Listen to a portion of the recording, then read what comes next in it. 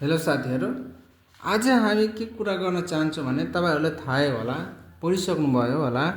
आज हामी ट्रान्सफर्मेसनको एउटा थियो, के थियो भने जेनरेसन ज्योमेट्रिकल ट्रान्सफर्मेसन थियो, एउटा थियो डिराइभ ट्रान्सफर्मेसन। त्यही डिराइभ ट्रान्सफर्मेसनको बारेमा आज हामी कुरा गर्ने गर्छौँ। डिराइभ ट्रान्सफर्मेसनमा रिफ्लेक्सन र सेयरिङ थियो।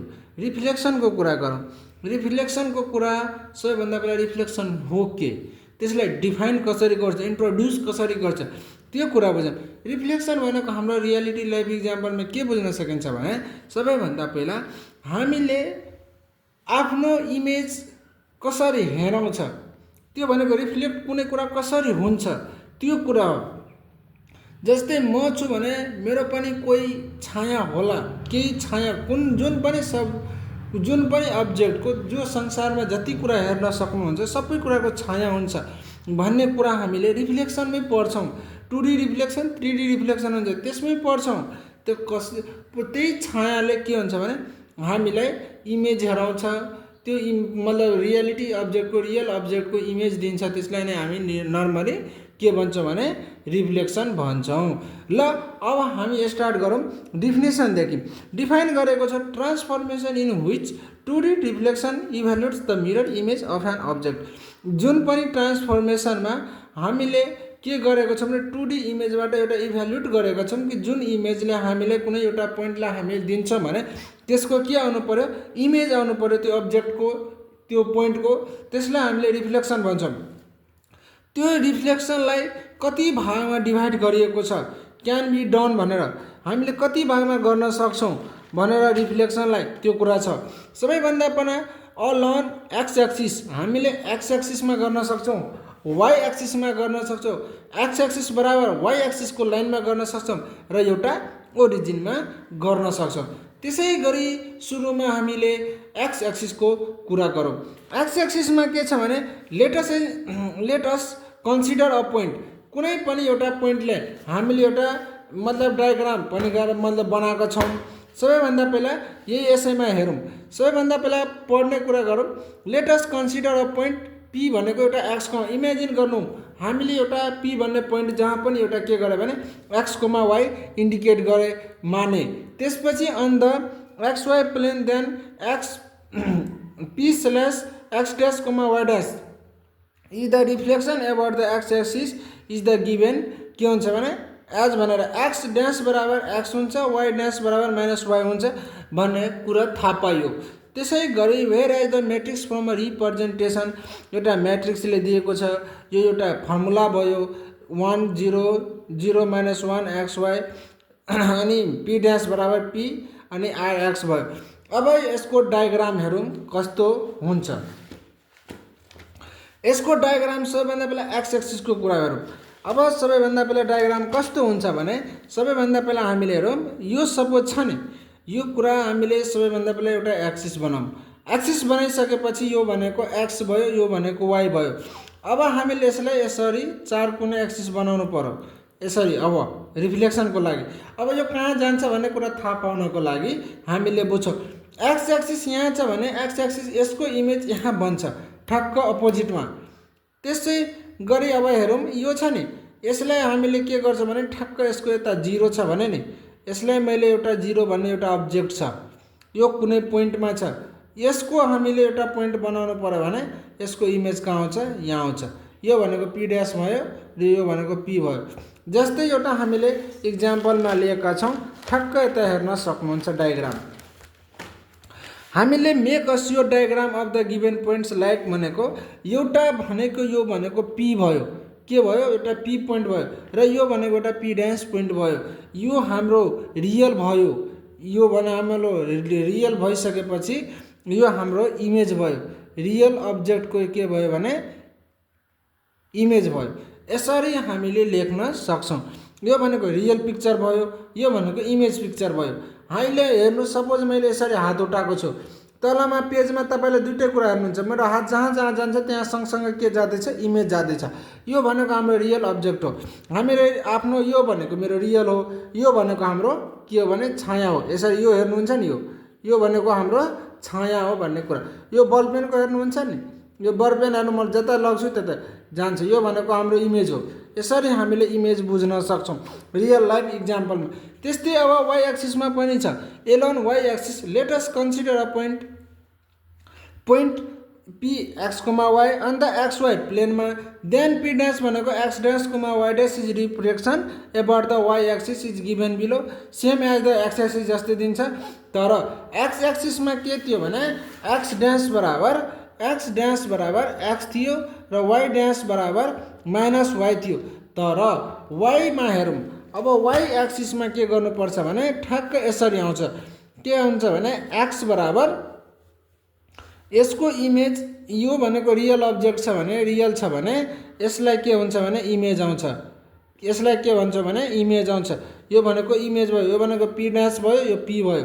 अब यसको के हुन्छ भने एक्स ड्यास बराबर माइनस एक्स हुन्छ, वाइ बराबर वाइ ड्यास बराबर वाइ हुन्छ भन्ने कुरा ख्याल राख्नु पर्यो।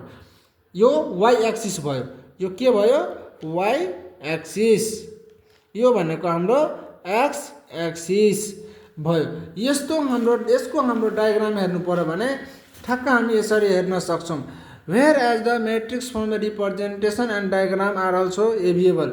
हामीले एउटा मैट्रिक्स लिएका छौँ, मैट्रिक्स फर्ममा हेरेका छौँ, एक्स ड्यास वाइ ड्यास, त्यसलाई पी ड्यास मान्न सक्छौँ। -1 0 0 1 भनेर आयो, वाइ बाई एक्स आयो। हामीले एक्सले -1 गरेको छौँ, मल्टिप्लाई गर्दा -1/1 आउँछ। त्यति कुरा थाहा राख्नु पर्यो। यता हामीले लेखेका छौँ एक्स ड्यास बराबर माइनस एक्स लेखेका छौँ एन्ड वाइ ड्यास बराबर वाइ लेखेका छौँ। यति कुरा थाहा पाइसकेपछि एबाउट हाम्रो एक्स बराबर वाइ, यसको पनि हामीले डायग्राम गर्न सक्छौँ। Let us consider a point P x comma why on the x why plane, then the P dash x dash comma y dash is the reflection about x equals to y in the line is given. त्यसपछि x dash बराबर Y हुन्छ, Y dash बराबर x हुन्छ। Where as the matrix forms of the representation are भनेर X dash Y dash X Y हुन्छ। X dash Y dash एउटा matrix फर्ममा छ, यसको स्योर एउटा डायग्राम। अब तपाईँ यो एक्स बराबर वाइ हुन्छ, वाइ बराबर एक्स हुन्छ, यसको एकपल्ट तपाईँले इमेजिन गर्न सक्नुहुन्छ कि यसको डायग्राम कस्तो बन्न सक्छ भनेर। एकपल्ट तपाईँहरू इमेजिन गर्नु, त्यसपछि म के गर्छु भने कपीको पेज पल्टाएर तपाईँलाई हेराउँछु फेयर कपीको कि हो यहाँ हाम्रो यसरी बन्न सक्छ।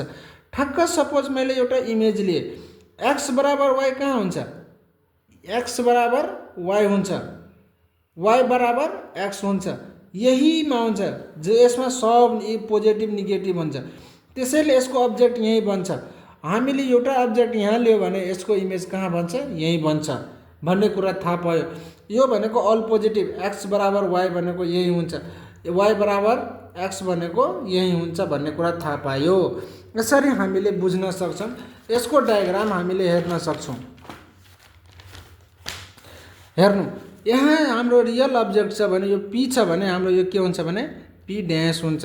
यो 90 डिग्रीमा, यो एउटा 90 डिग्रीको, यो 90 डिग्रीको एङ्गलमा हाम्रो के हुन्छ भने यसमा अल साइड पोजिटिभ हुन्छ। यो सबै क्वाड्रेन्टमा फर्स्ट क्वाड्रेन्ट भनेर फर्स्ट क्वाड्रेन्टमा साइन कोस ट्यान कोट सबै पोजिटिभ हुनाले क्वाड्रेन्टको टर्ममा पनि हामीले इन्डिकेट गरेर यसमा एक्स बराबर वाइ हुन्छ भनेर अल इज पोजिटिभ भनेर आउँछ। त्यसैले यसमा पोजिटिभ भ्यालु एक्स बराबर वाइ र वाइ बराबर एक्स भयो। त्यसै गरी एलोन ओरिजिनको कुरा गरौँ। अब ओरिजिनमा के छ भने let us consider a point P x comma why on the x why plane, then P dash x dash Y dash is the reflection about the origin is given as. X ड्यासमा अब हाम्रो के छ भने X dash is equals to minus X and why dash is equals to minus Y, where as the matrix form is representation. अब Y ड्यासमा के छ भने एक्स बराबर पनि के छ भने यसरी हामीले यसरी बुझ्न सक्छौँ, एक्स बराबर पनि एक्स ड्यास बराबर पनि माइनस एक्स हुन्छ, वाइ ड्यास बराबर पनि माइनस वाइ हुन्छ भनेर बुझ्नु। त्यसको म्याट्रिक्स कस्तो हुन्छ, -1 0 0 -1, यसरी एक्स र वाइ आउँछ भन्ने कुरा आउँछ। यसमा कति हुन्छ -1 -1 भनेको -x -y यसरी आउँछ मल्टिप्लाई गरिसकेपछि यो आउँछ। त्यसको कस्तो इमेज बन्न सक्छ एकपल्ट तपाईँ भन्नु त, यसको मतलब कस्तो बन्न सक्छ तपाईँ भन्नु न।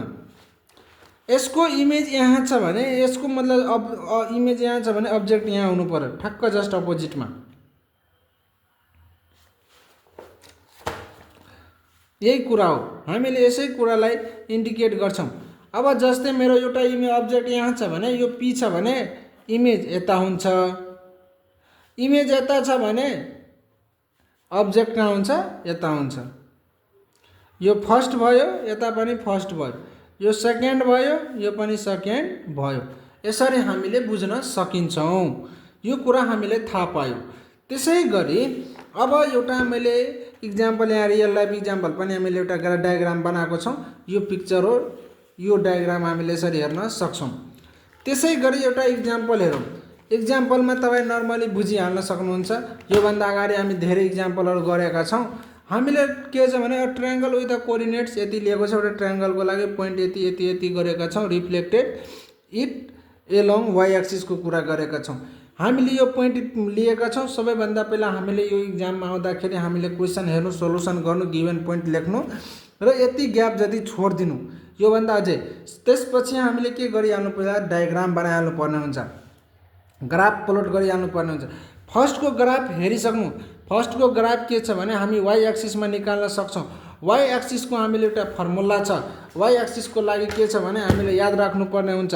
हामीले अहिले भर्खरै पढ्यो, वाइ एक्सिस भन्नाले वाइ एक्सिसमा के छ भने एक्स ड्यास बराबर माइनस एक्स हुन्छ, वाइ ड्यास बराबर वाइ हुन्छ भन्ने कुरा याद राख्नु। यसको म्याट्रिक्स कस्तो बन्न सक्छ, -1/1 आउँछ, यति कुरा याद राख्नु। अब यति के हुन्छ भने माइनस एक्स बाई वाइ आउँछ भन्ने म्याट्रिक्स थाहा पाउनु र यसमा पोइन्टलाई प्लोट गर्नु।